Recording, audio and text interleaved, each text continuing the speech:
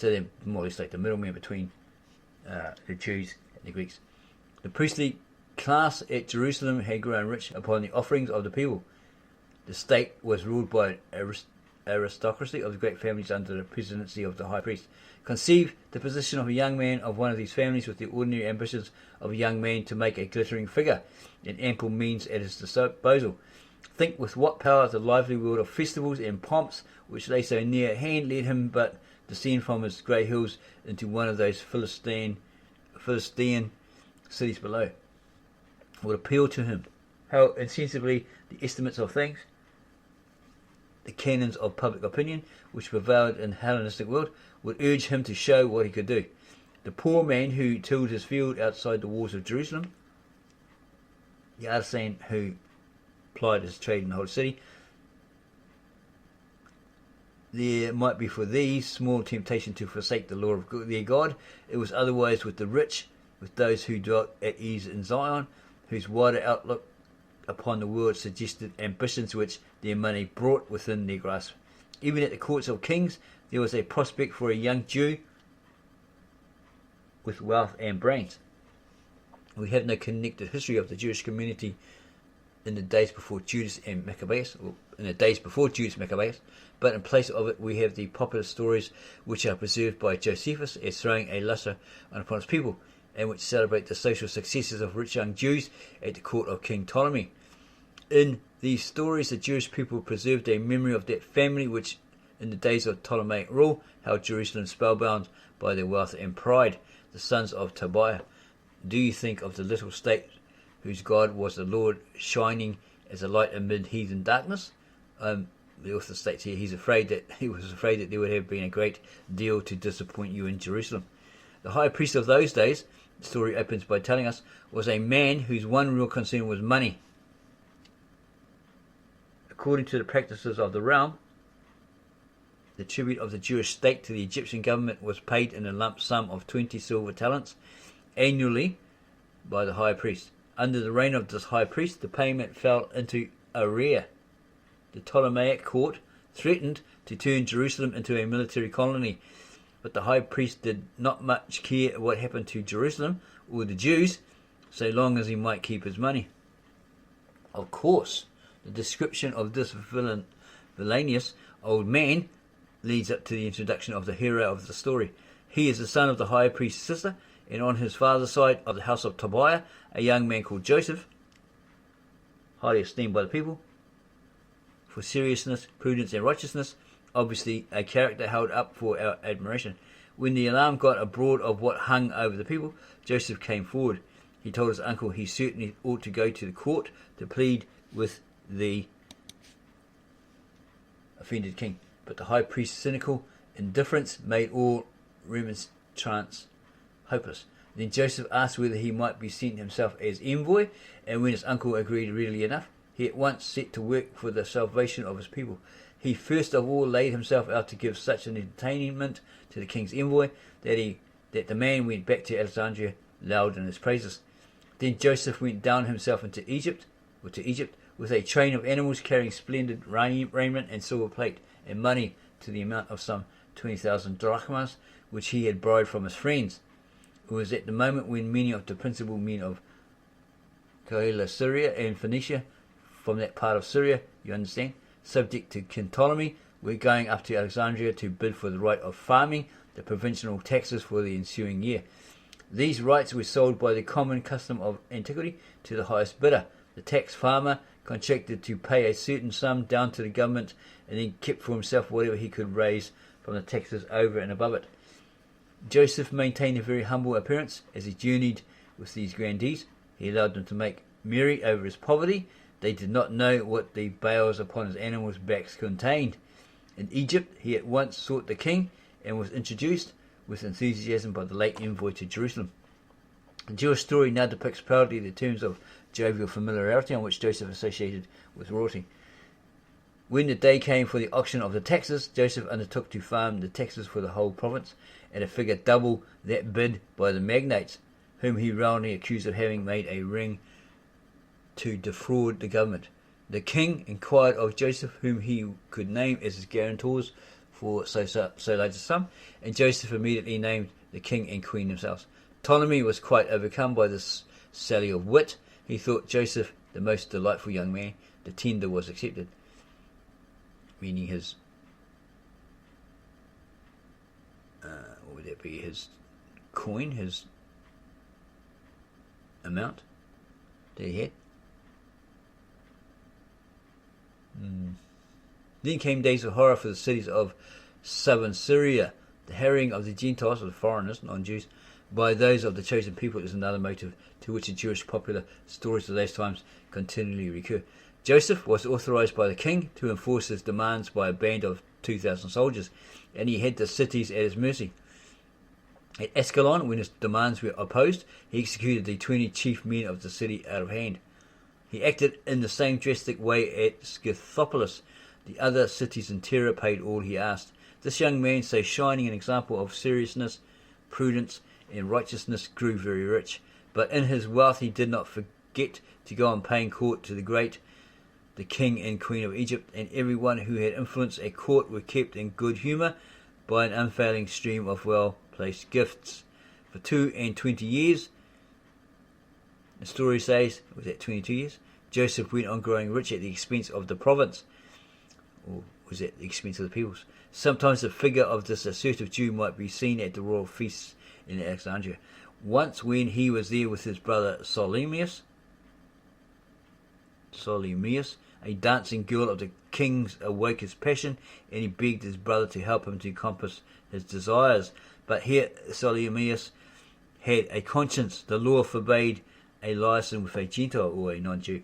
He adroitly agreed and then substituted his own daughter, Joseph being too drunk to perceive the deception, and his piety was rewarded, for Joseph's unlawful passion was soon replaced by an attachment to his niece.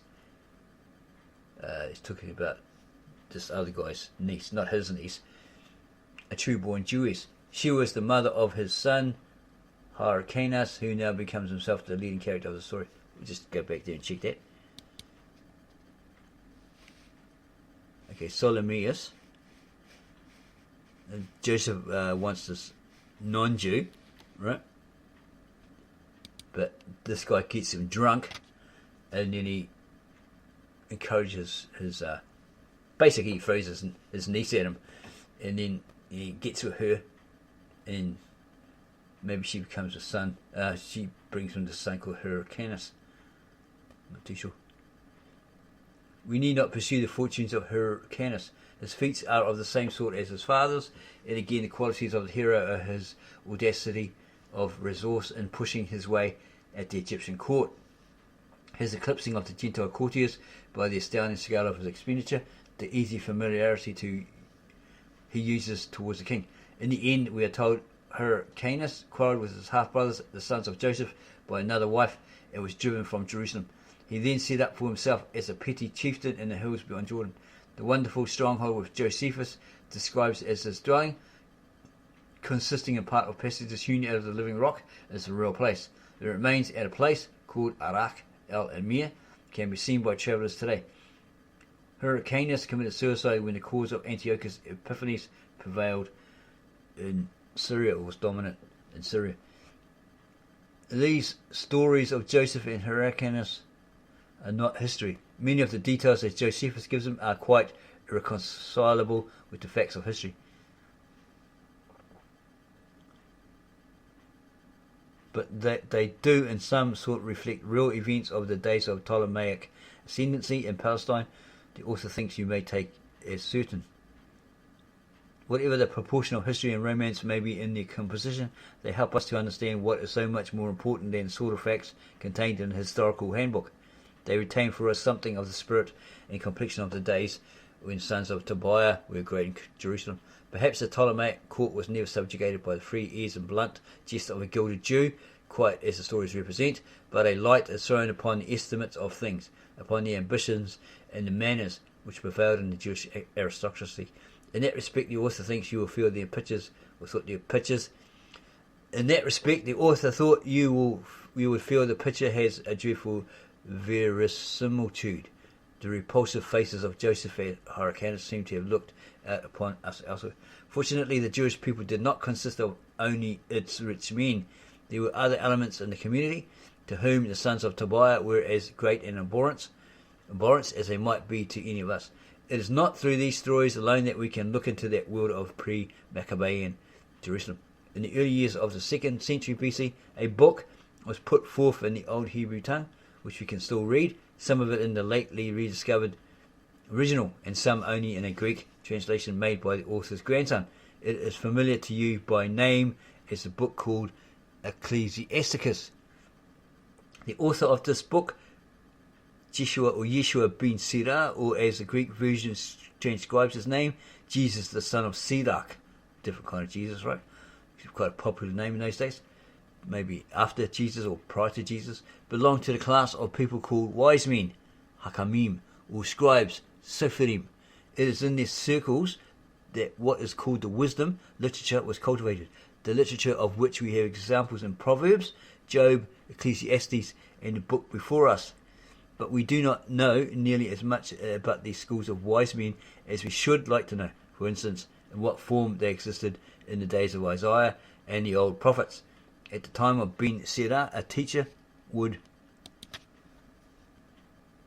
already hold a school in some definite place, a house of research, Beth Hamidrash, Hamidrash, as it was called, just as we find the rabbis doing 2 and 3 centuries later. But the scribes of Ben Sirach's age do not seem to have been like the scribe of the New Testament. The business of the New Testament scribe was mainly legal, fixing with indefatigable minuteness, according to the tradition of the elders, exactly how the general commands of the law were to be applied to the infinitely various circumstances of life. What actions broke and what did not break the Sabbath day, what constituted ceremonial defilement, and so on. We find nothing of this in Ben Sirach. When he speaks of the commandments of God, he thinks of judgment, mercy, and faith, rather than of the tithes of mint and anise and cumin. And the scribe was to look around upon life, not to find difficult cases for his legal subtlety, but to observe the broad principles which govern the action of individuals and of society, the characteristic of features of human nature, the chain of cause and effect in the moving world. He was to take as his guide in doing so the mass of brief, sententious precepts which came down to him from former sages, but he was not to be satisfied with mere repetition. His own observation was to add to the store for those to come. They that were of understanding and sayings became also wise themselves and poured forth apt proverbs. A footnote indication down here. 28, 29, compare 21, 15. Is that in the book of Ecclesiastes? Or in the book of Ben Sirach? Probably. You will see how a book of this kind is exactly what we want in order to lift the veil from the Jerusalem of 200 BC. Apart from its value as a religious document, you will realize its value for the historian when you consider that Greek culture, as the author just said, effaced all the old literatures of Syria and Phoenicia except the Jewish, so that everywhere else we can only look back upon those times through a Greek medium. So that's why everything when it said, oh, it was written in Greek, they spoke in Greek, etc., etc. That's probably the reason why. One of the reasons why. Effaced all the Greek culture, effaced all the old literatures of Syria and Phoenicia except the Jewish, so that everywhere else we can only look back upon those times through a Greek medium, or someone in between, right? Intermediary. Man in between. Only here we get a standpoint independent of the Hellenic for surveying the life of ancient Syria. Let us see what we can gain by entering for a little, as far as we can do so, into the mind and the outlook of Yeshua ben Sirach. And first notice the character of the mental process by which the Hebrew sage acquires and registers his experience. Among all peoples who have produced literatures, the first movements of the reflection about life have been the same in principle. The impulse of the understanding to seize upon the general laws, the abiding uniformities, which run through the many-coloured, shifting, perplexed web of human life.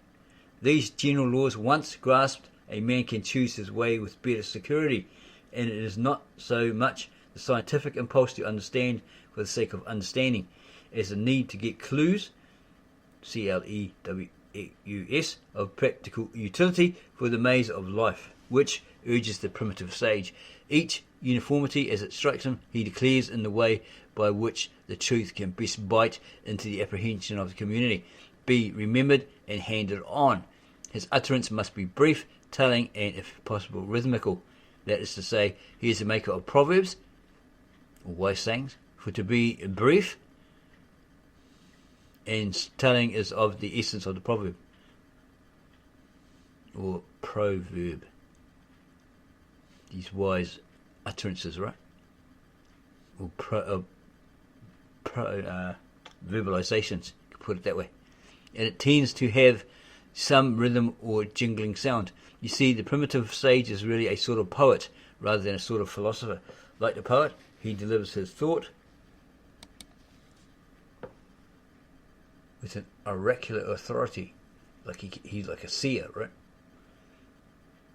Or an oracle. Not with argumentative justification like the poet, his utterance tends to be rhythmical and pictorial. On the lips of old bards in dim forgotten ages, we may believe that the first proverbs of a people generally took their rise, and proverb making has gone on in all ages, being a special prerogative of the poets. Of course, there are differences between the old homely saws, SAWS, whose form may not get no nearer to the poetical than a rude assonance, and whose first author nobody knows anymore, and the utterances a well-known writer in a cultivated, world-worn community, but there is a continuity between them, and the author did not see that you can draw a hard and fast line anywhere in the process of proverb making. The production of proverbs, of disconnected aphorisms, does not constitute philosophy. That implies yet another step. The general principles elicited by the philosopher must themselves be further unified by being ordered in a connected system, a system whose parts are held together by logical argument. His ideas must no more have the vague edges of a poetical halo, but the sharp outlines of a definition.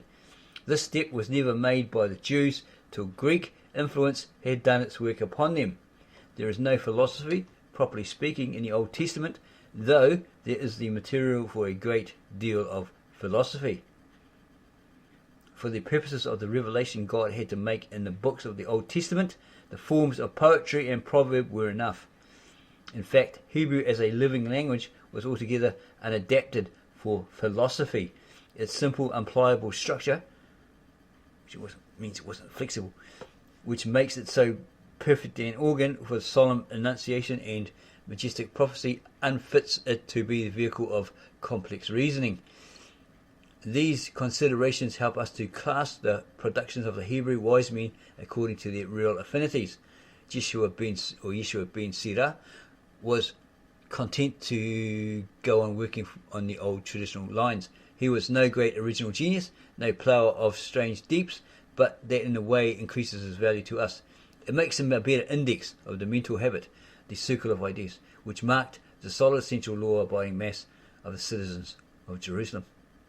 In the author's belief, one cannot discover in him any sure touch of that Greek thought which was conquering the minds of men in the Gentiles or non-Jew cities, hard by, and in God's providence, preparing forms for Christian thought in days to come. All is of the old pattern. The author has tried, along with others, to imagine the fascination that Greek culture would have for a young man going out into the world. Here we have the fashion and atmosphere of his Hebrew home, the sort of counsels he would have heard from the grey beards in Jerusalem, the wisdom of the fathers. There was a great resemblance in the proverbial morality, the standards of good living recognized as valid by the ordinary man among all civilized peoples. Everywhere we find in this domain that same sort of virtues given prominence, the virtues which occur to us in connection with the words respectability, propriety, moderation, prudence, honesty, the virtues of repression, of inhibiting the leaps of passion, of steadying the pulses, of checking the tongue, are more had in mind than the great works, the divine imprudences, in which virtue at its highest power shines forth. A great value is attached to a good name, to commanding the respect of the community. The consciousness of these encompasses encompassing eyes of those tongues which never dispense the public verdict is never away. Get thyself the love of the congregation, says Ben Cedar in his footnote at the bottom. So basically, this is the kind of thing we hold in mind at the Ministry of the Real Truth. Okay? These virtues. Yeah? Which occur to us in connection with these words. Respectability, propriety, moderation, prudence, honesty. Especially that one, right?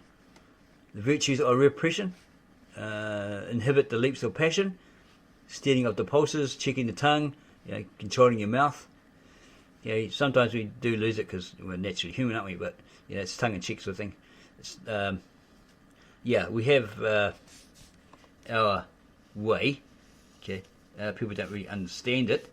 We do have techniques that they're not really grasping. They might realise but they don't grasp what we're trying to get at, right? What we're trying to do.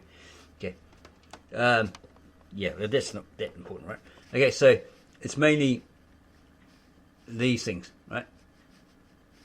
Inhibiting the leaps of passion, your lust, your desires. Do I really need to be chasing that particular person to get my ends met? What are my motives? What's going to come from that? Nah. Been there, done that, and what result has it? What has it benefited me? Yeah. Nah.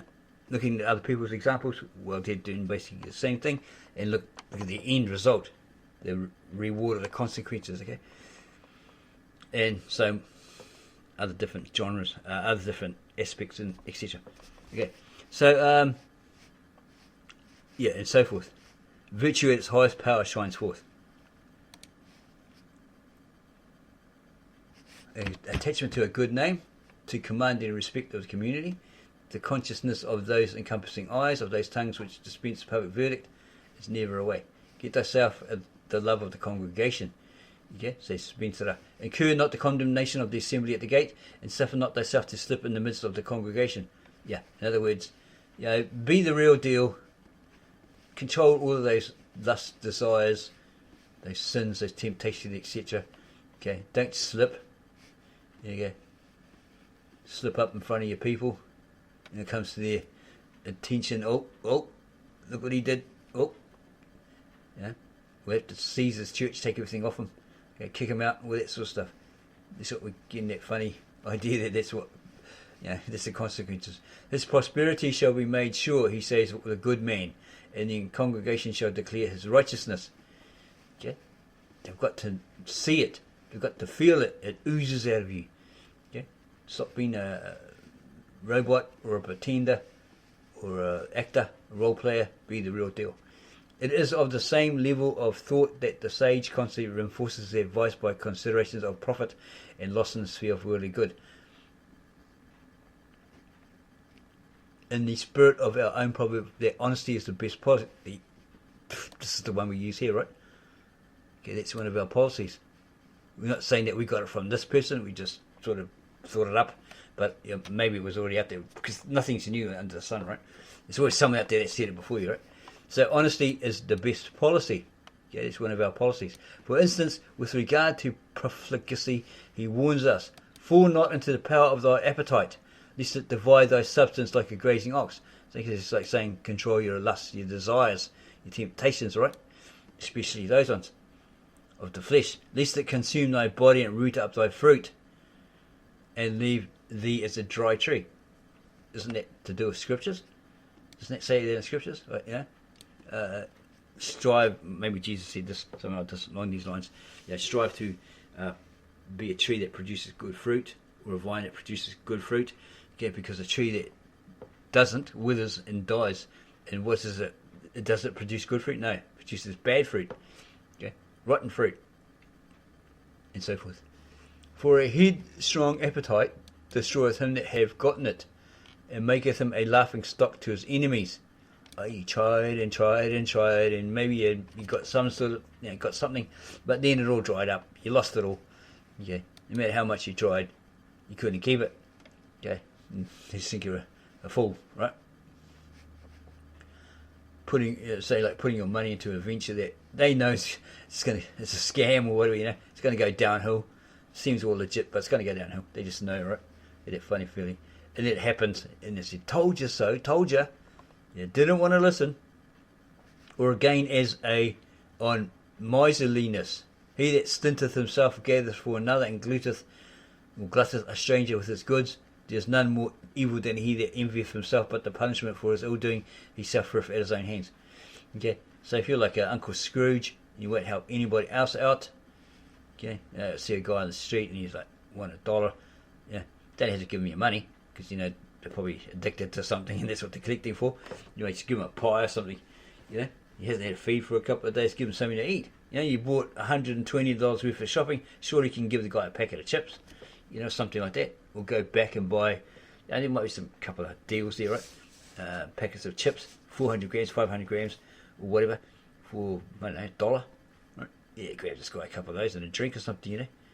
That sort of thing. Because what you give to the poor man, that's what helps you prosper. Okay.